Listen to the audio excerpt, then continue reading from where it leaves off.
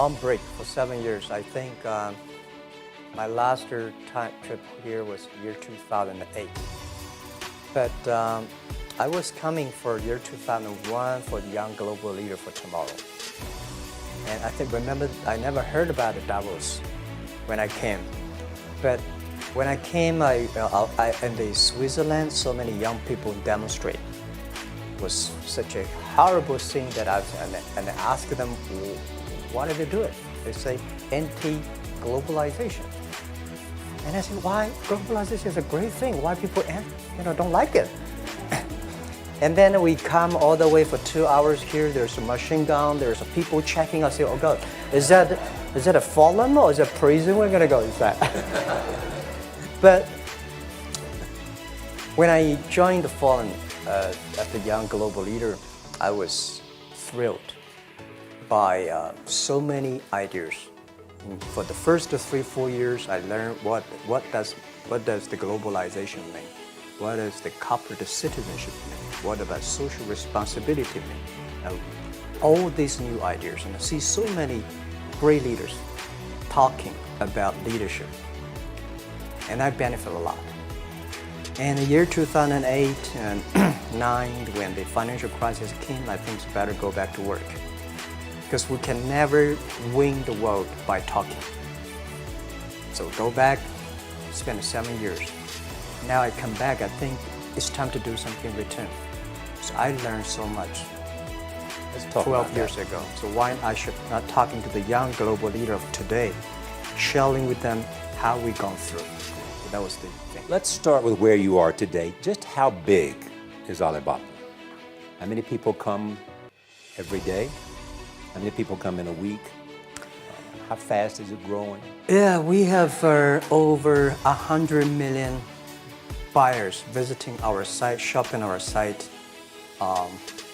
every day. And we created 100 million every day. We created 14 million jobs for China directly and indirectly.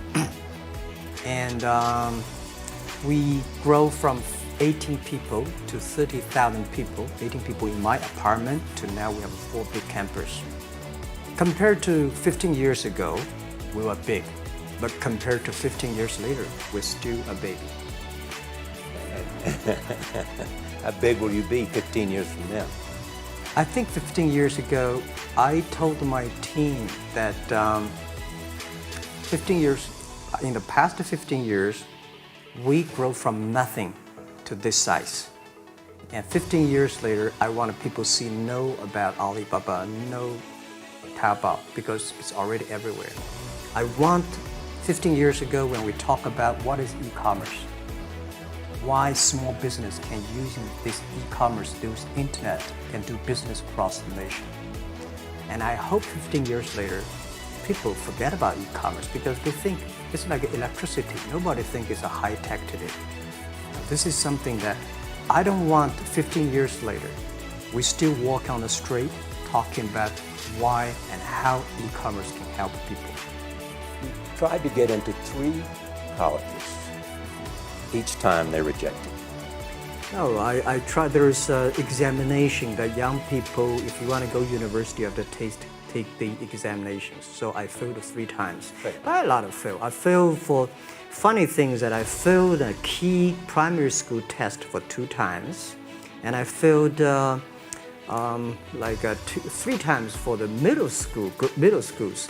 And you will never believe in 𝐥𝐤𝐬𝐷𝐿, my city, there's only 1 middle school that lasts only 1 year. It was changed from primary school to middle school because our graduates of our school, no middle school accept us because we were too bad. They would become a middle school. What effect did it have, though, being rejected? Well, I think we have to get used to it. We're not that good. Even today, we still have a lot of people reject us. I think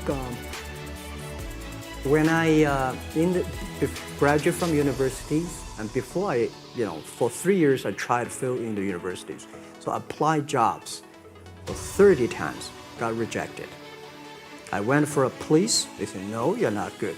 I went to even the KFC. When KFC came to China, come to my city, 24 people went for the job. 23 people were accepted. I was the only one guy. And we went for police. 5 people, 4 of them accepted. I was the only guy that I received it. So to me, being turned down, rejected. Oh, by the way, I told you that I applied for Harvard for 10 times, rejected. I know if you reject, I just want to say that. Yeah, sorry now. 10 times you wrote them and said, I'd like to come to Harvard. Yeah. And then I told myself someday I should go teach there, but I think that can be arranged. Richard Nixon came to 𝐦𝐤𝐬. yeah. And after that, tourists flooded the place. Yeah. And that's how you learned English. Yeah. I really like I don't know why, at 12, 13 years old, at the time I suddenly fell in love into the language, the English. And there's no place you can learn English at that time. There's no books, English books. So I went to the 𝐿𝐴𝐽 Hotel, now called 𝐿𝐴𝐽 Shangri-La Hotel, because that was the hotel can receive the foreign visitors. So every morning for 9 years, I showed them around as a free guide, and they taught me English. And I think that changed me. Today, I'm 100% made in China. I've never got a one-day train outside China. And when people talk to me, say, Jack, how can you speak English like that? Why sometimes you talk like an Western guys? I think that was the 9 years. These Western tourists opened my mind, because everything they told me are so different from the things I learned from the schools and from my parents. So now I have a habit. Whatever I see, whatever I read, I use my mind. Think about for 2 minutes. Is that how Ma Jun became Jack Ma? Actually, Jack, the name was given by a lady in tennis. She's a tourist. She came here and she said, came to 𝐿𝐴𝐽. We become a pen friends. Ma Ring is so difficult to pronounce. So she said, do you have an English name? I said, don't. So can you give me an English name? She said, okay. She said, my father called her Jack, my husband called Jack. What do you think about Jack? I said, good. Visit to America in 1995? 1995, yeah. I come here for a project helping the local government to building up a highway. And you tried the internet? I tried the internet in Seattle, and in a building called the USA Bank. I don't know whether the USA Bank is still there or not, but it's a building. And my friend opened a small office, which is like only 10% bigger than this room. And there are a lot of computers in there. And he said, Jack, this is internet. I asked, what is internet? He said, search whatever you want. At that time, they used Mosaic, very slow. Right? And I said, I don't use it. I don't want to type because computer is so expensive in China. If I destroy it, I cannot pay. He said, just to search it. So I searched the first word, beer. I don't know why, because it's easier to spell, baby. And I see beers from Germany, beers from the USA, beers from Japan, but there's no beer from China. And I say, okay, type the second word is China. No data. Nothing. And I said, 1995, no data about China. So I talked to my friend, why not make something about China? So we made a small, very ugly looking page called China. It's something like I did a translation agency, we listed on there. It was so shocking. We launched at 9:40 in the morning. 12:30, I got a phone call from my friend. He said, Jack, you got 5 emails. I said, what is email? And they say, these are the things. Say, people so excited. Where are you? This is the first time I see a Chinese website on that. How can we can we do something together? So I think this is something interesting. So we should do it. Why did you call it Alibaba? Alibaba? Well, when I started, I think internet is global. We should have a global name. And a name that, interesting, like at that time, the best name is Yahoo. Right? I think So I've been thinking for many days, suddenly Alibaba is a good name. So I was happened to be in San Francisco that day. And I did have a lunch, and the waitress came. I asked her, do you know about Alibaba? She said, yes. I said, what is Alibaba? She said, Open Sesame. Good. So I went on the street, asked about 10, 20 people. They all know about Alibaba, 40 Thieves, and Open Sesame. And I think this is a good name. And start with A. Whatever you talk about, Alibaba is always top. You have said before that in creating Alibaba, you had to create trust. Yeah. Because people in China were used to face-to-face. Yeah. How did you create trust? I think because we started about doing business on the internet. I don't know you, you don't know me. So how can you do things online unless you have trust? So for e-commerce, the most important thing was trust. I think when I first went to USA for raising money, talk to the venture capitalists, a lot of people say, oh, Jack, no. China doing business by the guanxi. How can you do business on internet? And I know that without the trust system, the credit system, it's impossible to do business. So in the past 14 years, everything we do is trying to build up the trust system, the record system. Well, Charlie, I'm so proud today when I talk to young. Today in China and in the world, people don't trust each other. The government and people and media and everybody think, this guy is cheating. But because of e-commerce, we finish 60 million transactions every day. People don't know each other. I don't know you, I send products to you. You don't know me, you wire the money to me. And I don't know you, I give a person a package, I don't know him. He took something to cross the ocean, cross the river, and send. This is the trust. We have at least 60 million trust happening every day. But you created it by creating an escrow account in the beginning. Yep. And so you keep the money until they got the product. Yeah. And then you release the money. That's true. I mean, the escrow service is about Alipay. When I had this idea, I would love Davos, because it was a big decision. Because for first 3 years, Alibaba is just like e-marketplaces for information. What you have, what I have, we talk a lot of time, but don't do any business. Because there is no payment. I talk to the banks, no banks want to do it. Banks say, no, this thing never work. So I don't know what to do. Because if I start to launch a payment system, it's against the financial legal laws. Because you have to have a license. But if I don't do it, e-commerce will go nowhere. So then I went to Davos. I listened to a leadership discussion. Leadership is about responsibility.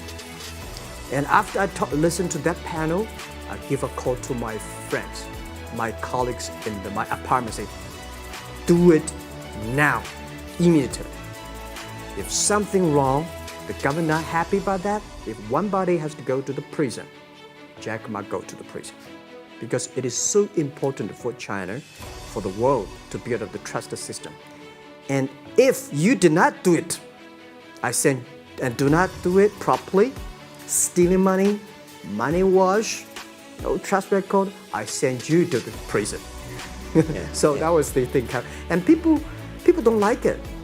So many people I talked to at that time for Alipay, they say, this is the stupidest idea you have ever got. But I say, I don't wear the stupid club as long as people use it. Now we have 800 million people using this Alipay. Stupid things if you do it better is better. Alipay is a privately held thing. It's not part of Alibaba. No, it's a Let me talk about money for a second. Yeah. You have never gotten money from the Chinese government? No. None. I want it at the beginning, and later I don't want it, because I think if the company always think about picking money from out of the government pockets, that company is rubbish.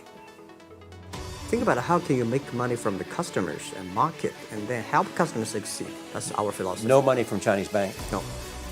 I at that time I want, and now they want to give me. I don't want it. Yeah. All right. your relationship with the government. Yeah. It's your relationship. I mean, if they didn't, here's what some say, that you have existed in an environment that's not, they have restricted competition for you. And that's a pretty good thing to do for a private company. Yeah. I think that the relationship with the government for us is very interesting. For the first 5 years, because I've been working as a part-time jobber for a government organization called Ministry of Foreign Trade, 1997, for 14 months. And I learned that you should never rely on government organization to do e-commerce. And I started a business. I told my people and team, in love with the government, don't marry them. Respect them. And a lot of people say, well, government officers talking to about internet, the censorship and this, that, and they worry about. I think it's the opportunity, it's a responsibility talking to them. Tell them how internet can help. So you tell them we create jobs. Oh yeah, I think a lot of people debate and fight against them. And in the first 12 years, anybody come to my office, I sit down, talking to them, how we can help the economy, how we can create jobs, why China will improve by the internet. I think because internet at that time is new to any government. And if you convince somebody, and you have the chance. So today I'm very talkative. That probably this is why I talk to so many people.